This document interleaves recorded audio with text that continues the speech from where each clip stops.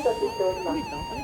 恐れ入りますが、相手席の方は観覧時間を10分程度にしていただき、後ろの方へお譲りくださいますようお願いします。また、脚立や椅子、観客、ストリップの使用およびライブ配信は禁止されます。日本ザルへのストレスを軽減するため、静かに走らずリズムやっての観覧をお願いいたします。繰り返します。現在、影山周辺が大変混雑しております。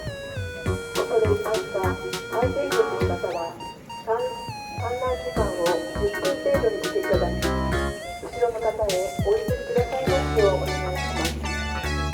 また、脚立や椅子、観客、ストリップの使用およびライブ配信は禁止いたします。